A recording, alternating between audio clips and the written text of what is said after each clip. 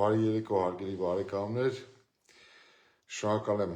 ուշադրության համար, այսօր բավականին հետաքրքիր ուղիղ եթեր ենք ունենալու, մեկ վայրկյան տեխնիկական մի խնդիր կա կարգավորենք ու անցնենք մեր ուղիղ եթերին, սիրելի բարեկամներ։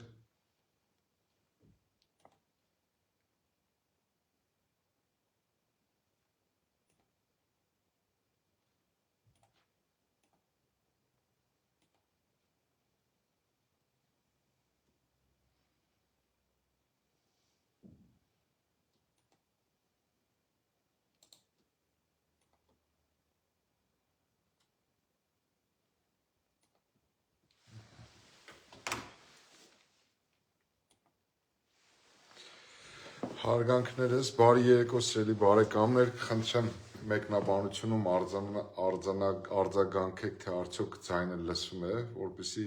որևէ տեխնիկական խնդիր չունենանք եւ կարողանանք այսօր ձեզ հետ քննարկել։ Իմ խնդրանքը հնարավորության սահմաններում տարածեք այս տեսանյութը, որպեսզի հնարավոր լինի առավել շատ մարդկանց ընդգրկել եւ ծանոթացնել մեր դիրքորոշմանը եւ մեր տեսակետներին արդարացող հարցի կապակցությամբ, սիրելի բարեկամներ, այսօր ես անդրադառնալու եմ քաղաքական դաշտում տեղի ունեցող գործընթացներին, մասնավորապես իշխանության դրսևորած վարքագծին, վաղաժամ ձևավորված քաղաքական քարոզարշավին, ինչպես նաև ընդդիմադիր հատվածում տեղի ունեցող գործընթացներին։ Գիտեք, անկախ մեր կամքից, անկախ հանգամանքներից օբյեկտիվ իրականությունը այն է, սիրելի բարեկամներ, որ անցած տարվա հունիս ամսից մեր երկրի քաղաքական դաշտում Սամվել Կարապետյանը դարձել է էական դերակատար, իսկ աստիճանաբար վերածվում է այս իշխանությանը իրական այլընտրանք քաղաքական ուժը գլխավորող քաղաքական անհատի։ Տեսնենք, ժամանակը ցույց կտա, թե ինչպիսի իրադարձություններ են զարգանում կամ ինչ դեպքեր ու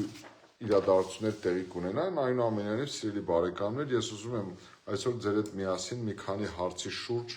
մենք կարողանանք սառնասրտորեն վերլուծել ու փորձել մեր տեսակետները ներկայացնել մեր հայրենակիցներին։ Երբ անցած տարի հունիս ամսին Սամվել Կարապետյանին ձերբակալեցին, ես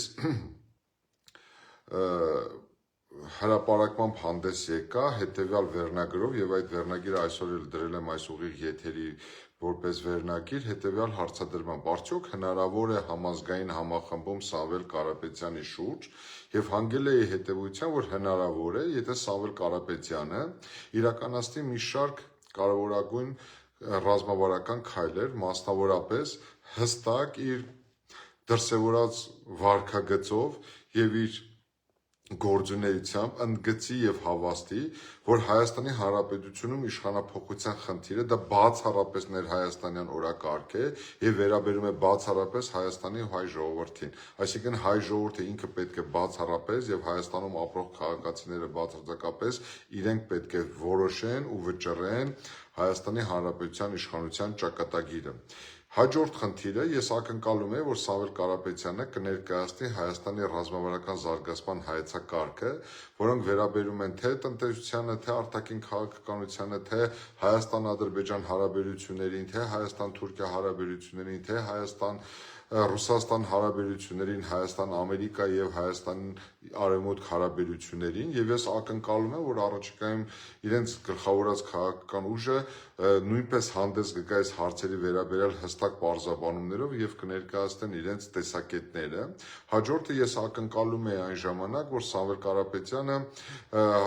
կամ իր գլխավորած քաղաքական ուժը հանդես կգա Հայաստանի կառավարման համակարգի ֆունդամենտալ հայեցակարգային փոփոխության առաջարկությամբ,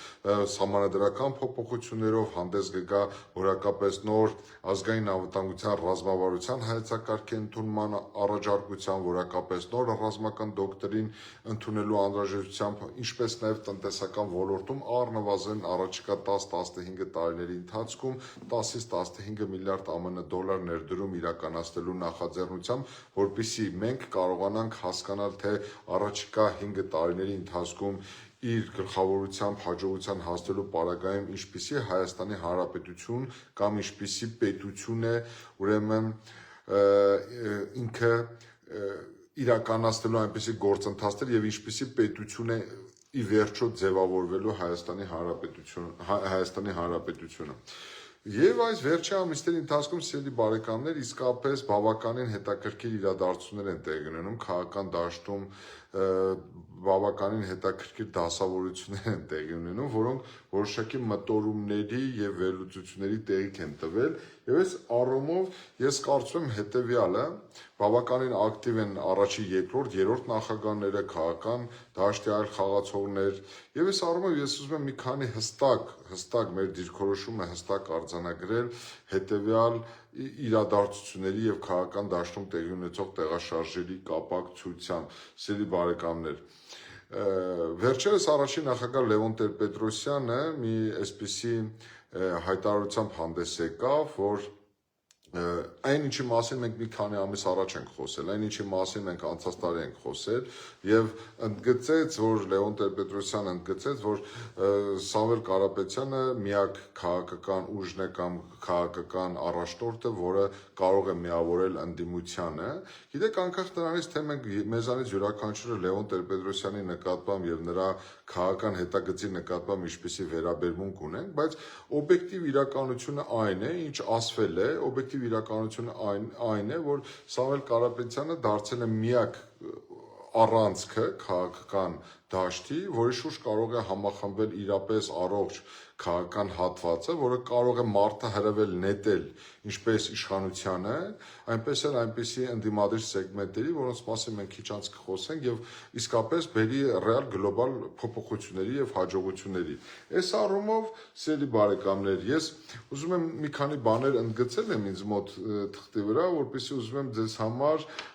ուրեմն առանձնացնել, բայց ես նաեւ որոշակի տարակուսանքներ ունեմ քաղաքական դաշտում առանձին խաղացողների, առանձին դերակատարների, քաղաքական դաշտ ներմուծված կամ քաղաքական դաշտում նոր քայլեր իրականացնող որոշ անհատների դրսևորած վարքագծից, մասնավորապես վերջերս անընդհատ շատ շահարկվում է սահմանադրական փոփոխությունների արգելքը կամ սահմանադրական փոփոխությունների արդյունքով Սամվել Կարապետյանի վարչապետ դառնալու հնարավորության հարցը։ Ես այդ հարցին մանրակրկիտ զուտ մասնագիտական վերլուծության համատեքստում անդրադարձել եմ սույն թվականի փետրվարի 13-ին, սիրելի բարեկամներ, եւ հստակ ընդգծել եմ, որ Սամվել Կարապետյանը այո, Հայաստանի Հանրապետության Սահմանադրության 48-րդ հոդվածի կարգավորումներից կամ փոփոխություններից հետո կարող է դառնալ Հայաստանի Հանրապետության վարչապետ, եթե նորընտիր ազգային ժողովը իրականացնի սահմանադրական փոփոխություն իրականացնի Հայաստանի Հանրապետության Սահմանադրության 148-րդ հոդվածում, որը հնարավորություն կտա ազգային ժողովի 2/3-ին ընտրելու Սամվել Կարապետյանին որպես վարչապետ, եթե իհարկե Սամվել Կարապետյանի գլխավորած քաղաքական ուժը ազգային ժողովում ձևավորի որակյալ մեծամասնություն կամ սահմանադրական մեծամասնություն, ինչպես ուզում եք դուք ասեք։ Բայց հիմա այս ֆոնի վրա, երբ որ գործող սահմանադրաիրավական կարգավորումները այնպիսին են, որոնք մեզ հնարավորություն են տալիս զուտ մասնագիտական հարթության վրա այդ հարցին անդրադառնալ ու հաստատել, ընդգծել, որ այո, մեր սահմանադրությունը տալիս է հնարավորություն, որ Սամվել Կարապետյանը սահմանադրական մեծամասնություն ձևավորելու պայմաններում դառնա վարչապետ, առանձին քաղաքական միավորներ, առանձին քաղաքական խաղացողներ, առանձին քաղաքական ուժեր,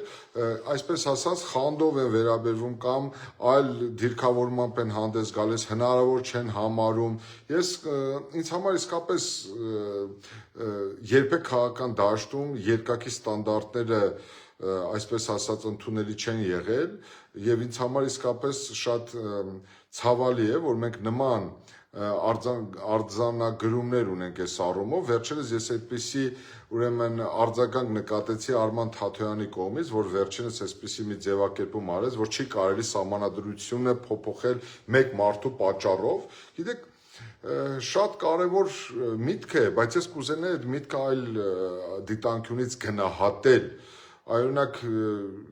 գործող սահմանադրությունը ընդունվել 2015 թվականին, Արման Թաթոյանը այն ժամանակ արդարադատության փոխնախարարն էր եւ նախարարը Հրայր Թովմասյանն էր։ Եթե Արման Թաթոյանը, ես հիմա ուզում եմ դիմել նաեւ Արմանին այս ուղղությամբ, հարգելի Արման, եթե այն ժամանակ դուք ի պաշտոն լինելով արդարադատության փոխնախարար եւ ինչ որ չափով ենթադրում եմ մասնակից լինելով նաեւ սահմանադրական փոփոխությունների գործընթացին, նաեւ 2013, 14, 15 թվականներին այդ ամբողջ կուլմինացիոն գործընթացում, եթե այն ժամանակ ձեր այդ սկզբունքայնությունը հստակ լիներ, որ դուք ձեր անմիջական շեֆին Հերար Թոմասյանին, նրա ղեկավարին Սերժ Սարգսյանին կամ ձեր քաղաքական թիմին այն ժամանակ, որի կառավարության կազմում դուք եք եղել, այն ժամանակ հստակ արձանագրեք, որ այս ինչի եք Սերժ Սարգսյանի համար փոխում սահմանադրությունը, Սերժ Սարգսյանի հակով սահմանադրություն կարում, եւ այդպիսի սկզբունքայնություն դրսեւորեիք այն ժամանակ, ես կհասկանայի, որ մենք գործ ունենք մի մարդու հետ, որը բացարձակապես այլ ընկալում ունի սահմանադրական կարգավորումների համար, բայց հիմա քանի որ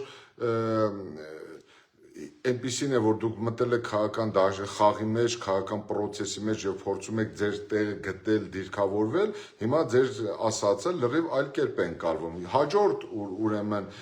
հանգամանքի մասին ես ձեր ուշադրությունը հրավիրեմ, սիրելի բարեկամներ, եթե այդպիսի սկզբունքայնություն կար Արման Թաթոյանի կողմից, Արման Թաթոյանը 2018 թվականին լինելով մարդու իրավունքների պաշտպան, ինքը կարող էր դառնալ սահմանադրության պաշտպան եւ 2018 թվականի մայիսին, երբ որ մեկ հոգու համար ձևախեղվում էր ողջ պետաիրավական կառավարման համակարգը եւ սահմանադրական կառավարման համակարգը, երբ փոքրամասնության ներկայացուցչին պարտադրվում էր ընտրել Հայաստանի Հանրապետության վարչապետ, այն ժամանակ Արման Թաթոյանը կարող էր շատ հանգիստ ասել, որ գիտեք ինչ կա, այս սահմանադրությունը չի ենթադրում, որ հանրապետական կուսակցությունը, որը պարլամենտում ձևավորել էր մեծամասնություն, ժողովրդի ճնշմամբ փոքրամասնության ներկայացուցիչ երկխմբակցության ներկայացուցչին ընտրի Հայաստանի Հանրապետության վարչապետ։ Այսինքն, եթե այլ կերպ ձևակերպեմ, ինձ համար իսկապես տարօրինակ է, ես հիմա մեկ այլ համատեքստում կանդրադառնամ այս քաղաքական ուժերի գործունեությանը, բայց զուտ մասնագիտական համատեքստում ինձ համար ազնիվ չէ, երբ որ այլ քաղաքական ուժերի ներկայացուցիչներ այս դիտանկյունից են գնահատում սահմանադրության փոփոխությունը։ Ի վերջո սահմանադրության փոփոխությունը մեկ մարդու համար չէ, սահմանադրության փոփոխությունը դա համակարգային գործընթաց է եւ գրեթե համոզված եմ, որ ցանկացած հաջորդ իշխանություն իր առջև դնելու է Հայաստանի Հանրապետությունում սահմանադրություն փոփոխելու հարցը եւ անկախ նրանից, թե ով ինչպես է պատկերացնում գալիք իշխանությունը եւ հաջորդ իշխանության քաղաքական քարտեզը, սիրելի բարեկամներ, ինձ համար ակնհայտ է, որ գործող սահմանադրությունը սպառել է իրեն եւ այդ սահմանադրությունը ենթակա է փոփոխման։ Ուստի հիմա այս առումով մոդելավորել, որ այդ սահմանադրությունը կարող է Սամվել Կարապետյանի գլխավորած ուժի մեծամասնություն ձևավորելուց հետո հնարավոր փոփոխությունը պայմանավորված լինի Սամվել Կարապետյանի անձով, ես ուզում եմ, որ դուք ինքներդ վերլուծեք սառնասրտորեն եւ ողջամտորեն, սիրելի բարեկամներ, եթե ցանկացած քաղաքական ուժ ձևավորի սահմանադրական մեծամասնություն, այսինքն երկրի բնակչության ընտրողների 2/3-ից ավել վստահության քվե ստանա, բնականաբար այդ քաղաքական ուժի ղեկավարը ինքը ավտոմատ պետք է դառնա ուրեմն երկրի գործադիր իշխանության ղեկավար եւ ինքը նախաձեռնի այն գլոբալ փոփոխությունները, որի մասին խոսում է կամ ներկայացել է այն քաղաքական ծրագիրը, որի համար էլ ստացել է քաղաքացիների վստահությունը։ Բայց այս առումով ես կրկնում եմ, առնվազն ազնիվ չէ այս առումով դատողություններ անել եւ ուրեմն հանդես գալ այդ տեսանկյունից, բայց ես լրիվ ուրիշ համատեքստով եմ ուզում հանդես գալ, ներկայացնել իմ պատկերացումները, սիրելի բարեկամներ, որ գործող սահմանադրությունը տալիս է նման հնարավորություն, ես կարծում եմ սա պարզ շահարկում է, պարզապես խնդիր է դրված որևէ կերպ ստվերել կամ նսեմացնել կամ փորձել չեզոքացնել այն հնարավոր քաղաքական դերակատարությունը, որը կարող է նախաձեռնվել ու ստանձնվել Սամվել Կարապետյանի կողմից։ Հիմա այս առումով վերջերս ես 4-5 օր առաջ, սիրելի բարեկամներ, նաև մեկ այլ իր լրատվական կայքերից մեկին տված հարցազրույցում, երբ որ մեկնաբանը ինձ խնդրեց գնահատել քաղաքական դաշտում ստեղծված իրավիճակը եւ մասնավորապես Գագիկ Ծառուկյանի դերակատարությունը, ես անկեղծ հիմա ուզում եմ շատ անկեղծ ձեր հետ մի հանգամանքի մասին խոսել։ Նույն Գագիկ Ծառուկյանը, Արման Թաթոյանը, այլ քաղաքական դերակատարներ, բոլորը այս քաղաքական դաշտում հիմնականում բոլորը առանձին բացառություններով վերցած։ Ժողովուրդ, դուք ուզում եք, որ Նիկոլ Փաշինյանը հեռանա քաղաքական իշխանությունից։ Դուք իսկապես ցանկանում եք, որ Հայաստանի Հանրապետությունում բովանդակային առումով իշխանափոխություն տեղի ունենա։ Օրինակ, մեր կուսակցությունը մենք 2022 թվականից խոսում ենք Հայաստանում բովանդակային առումով գլոբալ փոփոխությունների մասին։ Մենք ինքներս անընդհատ արձանագրել ենք, որ Հայաստանին որակապես անհրաժեշտ է նոր իշխանություն, նոր ընդդիմություն։ Մենք ինքներս ընդգծել ենք, որ Նիկոլ Փաշինյանը պետք է դառնա երրորդ հանրապետության վերջին վարչապետը, որ Նիկոլ Փաշինյանին հաջորդող վարչապետը պետք է բովանդակային առումով այլ պետության վարչապետ լինի եւ նախաձեռնի այնպիսի փոփոխություններ, որոնք ուղղակիորեն որակապես այլ զարգացման մակարդակի կհասցնեն Հայաստանի Հանրապետությունը։ Ու հիմա ես դիմում եմ այդ քաղաքական դաշտի այդ խաղացողներին, որոնք իբրև թե դեմ են Նիկոլ Փաշինյանի վերարտադրմանը, բայց փորձում են առանձին սեգմենտերով ինչ-որ քաղաքական խնդիրներ լուծել կամ ներգրավել քաղաքական գործընթացներին։ Իհարկե կան նորհայտ կամ նորաստեղծ քաղաքական ուժեր, որոնք ինքնադրսևորման կարիք ունեն կամ ինքնահաստատման խնդիր են լուծում, դրանց մասին չի խոսքը, իսեր ասո դուք ձեր անելիքները կարողացեք ձևակերպել եւ առաջ տարեք, բայց այն հիմնական խաղացողներին, այսինքն Գագիկ Ծառուկյանի մասին է խոսքը եւ այդ լրատվականին տված հարցազրույցում ես հետեւյալ միտք փորձեցի զարգացնել, որ շատ հնարավոր է, որ Գագիկ Ծառուկյանի ղեկավարած գլխավորած քաղաքական ուժը կամ հենց իր անձի ներգրավումը քաղաքական պրոցեսներին հենց հիմնականում ուղղված լինի հենց Սամվել Կարապետյանի դեմ կամ ինչ-որ առումով այս քաղաքական ուժի գործունեությունը հենց միտված լինի արհեստականորեն հակակշռելու Սամվել Կարապետյանին հետագայում ինչ-որ քաղաքական ինչ-որ նոր մոդելավորումներ ստանալու համար։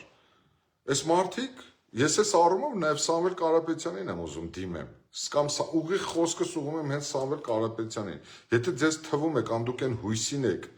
որ Թաթոյանի կամ Ծառուկյանի կամ այլ քաղաքական ուժերի այդ սեգմենտով վարկաբեկված Հայաստանի հեղինակությունը պղծած, այլ քաղաքական ուրեմն դերակատարություն ունեցած ուժերի հետ կոալիցիա կազմելով հնարավոր է համարելու հաջողություն հասնել, դուք մեծ թյուրիմացության մեջ եք։ Այդ մարդիկ դուք պետք է շատ լավ գիտակցեք, ուզում եմ հավատալ, որ գիտակցում եք, ըմբռնում եք, հասկանում եք, որ այդ քաղաքական ուժերը մտնել են խաղի մեջ հենց ձեզ խանգարելու համար, հենց թույլ չտալու, որ դուք ձևավորեք սահմանադրական մեծամասնություն, որտեղ հենց այդ քաղաքական ուժերը, սիրելի բարեկամներ, եթե իսկապես ցանկանում են, որ գործող իշխանությունը լիկվիդացվի, ընդ որով գործող իշխանությանը տարբեր այս վերջի տարիներին, սիրելի բարեկամներ, ով ինչ ասես ասել է, Լևոն Տեր-Պետրոսյանից սկսած, ազգային պատուհաս, վերջացած այն փոքր տրամաչափի քաղաքական կուսակցություններով, ով ինչ ասես, ինչ պիտակավորում ասես տվել է։ Իբր ազգային պատուհաս չի, ամեն մեկը մի ձևով է կարող ազգային բարիք է գործող իշխանությունը, չէ՞։ Ակնհայտ է, չէ՞, սիրելի բարեկամներ, որ գործող իշխանությունը իր գործունեությամբ ապացուցել է, որ ձախողված, բոլոր ոլորտերում ձախողված, կատարելապես իր խոստումները չիրականացած եւ Հայաստանի ապագայի վերաբերյալ որևէ դրական ներդրում չունեցող քաղաքական ուժ է։ Ուղղակիորեն հանգամանքների բերումով մնացել է քաղաքական իշխանության։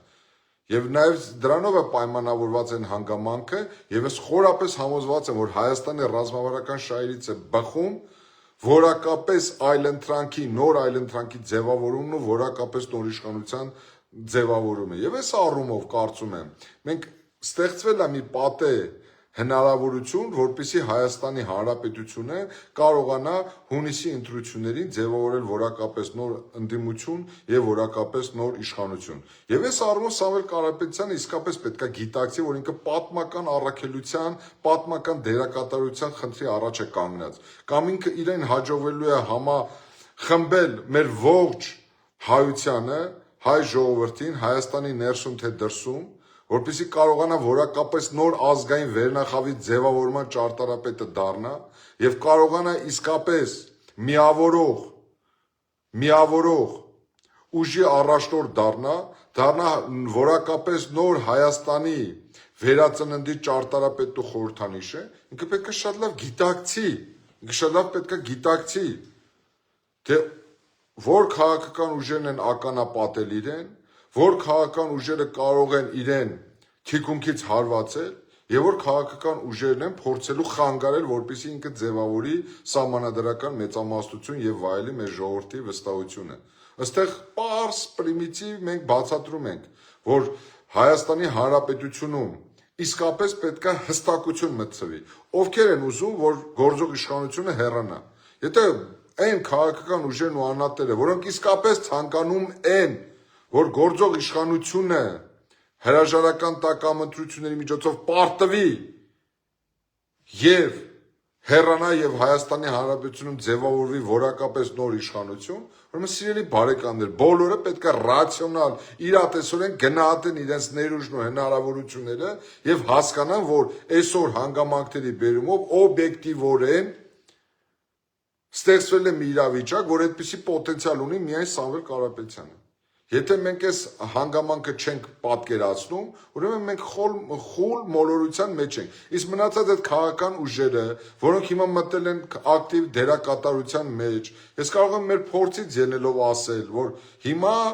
շատ բարդ ժամանակներ են։ Եթե ձեզ թվում է, որ մենք չունենք քաղաքական նպատակներ, քաղաքական հավակնություններ, եթե մենք իսկապես չենք ցանկանում մեր տեղն ու դերը գտել քաղաքական դաշտում, դուք չարաչար սխալվում եք, սիրելի բարեկամներ, բայց մենք շատ ռացիոնալ ձևով գնահատում ենք եւ մեր ռեսուրսները, եւ մեր հնարավորությունները, եւ մեր հանրային ընկալումը, եւ քաղաքական դաշտում ձևավորված քաղաքական ներկապնակը։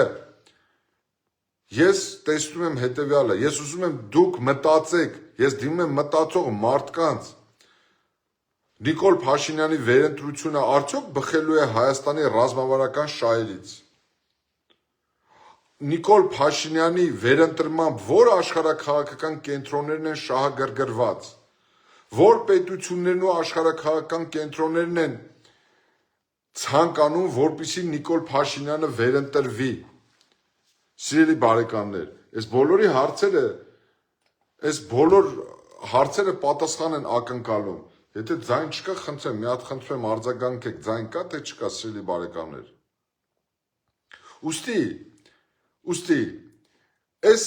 բոլորի հարցերի պատասխանները ակնկալելու համատեքստում, սիրելի բարեկամներ, ես խնդրում եմ, որ մենք յուրաքանչյուրս մտովի ինքներս մեզ համար շատ հստակ արձանագրենք մի բան։ 2026 թվականի հունիսի ընտրությունները լեգիտիմ հնարավորություն են Հայաստանի Հանրապետությունում որակապես նոր իշխանություն ձևավորելու համար։ Նոր իշխանություն ձևավորելու համար անհրաժեշտ է հաղթել գործող իշխանությանը։ Գործող իշխանությանը հաղթելու համար անհրաժեշտ է համախմբել առողջ քաղաքական ուժերին։ Առողջ քաղաքական ուժերին համախմբելու համար անհրաժեշտ է ստանձնել ապագայի վերաբերյալ պատասխանատվություն եւ հանդգնել հաղթելու համար ձևավորելու ազգային նոր վերնախավ։ Ես նման պոտենցիալ այս պահին հիմա տեսնում եմ Սամվել Կարապետյանի մոտ։ Այդ անհատը իր անցած հետագծով ի վերջո ուզում եմ նաեւ դուք ինքներդ գնահատեք այս իրավիճակը։ Այդ մարդը իր անցած ճանապարհով, այդ մարդը իր հետագծով, սիրելի բարեկամներ, ապացուցել է, որ կարողացել է հասնել աներևակայելի հաջողությունների եւ ընդամենը Լոռու մարզից գնալով արտասահման Ռուսաստանի Դաշնություն նա այսօր կարողացել է դառնալ աշխարհում ամենակարողունակ, ամենամեծ ներուժ ունեցող հայը։ Ընդ որում ինձ համար բացարձակապես որևէ նշանակություն չունի նա այդ հաջողություններին հասել է Ռուսաստանի Դաշնությունում, Կիպրոսի Հանրապետությունում կամ այլ մեծահարուստ Հայաստան ազգությամբ հայ ներկայացուցիչներ որտեղ են իրենց կարողությունները հասել։ Շատ կարևոր է, որ այդ ներուժը, այդ կարողությունները ծառայեցվի Հայաստանի Հանրապետության ու հայ ժողովրդի բարեկեցության ապահովմանն ու զարգացմանը, սիրելի բարեկամներ, ինձ համար սա է չափանիշը, որովհետև Ես խորապես վերջի տարիների ընթացքում ուսումնասիրել եմ մեր ժողովրդի պատմությունը, մեր սփռված հայության պատմությունը։ Ես խորապես համոզված եմ, եթե մեր չհաջողվի հայ ժողովրդի կարողունակ ներուժ ունեցող անհատների ներուժն ու հնարավորությունները ծառայեցնել իմի բերել Հայաստանի զարգացմանը, մենք 20, 30, 40, 50 տարի հետո լուրջ խնդիրներ ենք ունենալու։ Ուստի ամփոփելով խոսքը, սիրելի բարեկամներ, մեկ անգամ եւս ես ապավինում եմ մեր մտահոգ քաղաքացիների, ուրեմն անկեղծությանն ու նրանց ողջամտությանը։ Եթե իսկապես հնարավորություն կա փոխելու մեր կյանքը դեպի լավը, ուրեմն մենք պետք է կարողանանք առողջ քաղաքական կորիզներով համախմբվել ու տեսնել հնարավորություն, բացել այդ հնարավորությունը հունիսի ընտրություններին լրջագույն հաջողություն ու բեկում իրականացնելու, բեկում շրջադարձային փոփոխություններ իրականացնելու համար։ Հանգամանքների բերումով կրկնում եմ, դա այսօր ստեղծված հնարավորությունը տալիս է հնարավորություն արձանագրելու, որ դա հնարավոր է Սամվել Կարապետյանի գլխավորած քաղաքական ուժի մասնակցությամբ եւ նրանց դոմինանտությամբ ու լոկոմոտիվ կարգավիճակի գոյությամբ։ Այսքանը, սիրելի բարեկամներ, խնդրանքս, որ հնարավորության սահմաններում տարածեիք այս տեսանյութը, ձեզ ամենալավն ու բարին եմ ցանկանում, ամենակարևորը եւ մի բանի մասին եմ ուզում խոսել, սիրելի բարեկամներ, մի վախեցեք այն քարոզչությունից, թե որևէ հաջորդ իշխանություն դեմ է լինելու խաղաղությանը, որևէ հաջորդ իշխանություն կողմ է լինելու պատերազմական գործողություններին, սիրելի բարեկամներ, ցանկացած խելամիտ իշխանություն ամեն ինչ անելու է, որ Հայաստանի Հանրապետությունում, մեր տարածաշրջանում իսկապես խաղաղություն տիրի եւ խաղաղություն անպայման լինելու է, իրական ու արժանապատիվ խաղաղություն։ Հարգանքներս ձեզ, լավ մնացեք, մինչ նոր հանդիպում, սիրելի բարեկամներ։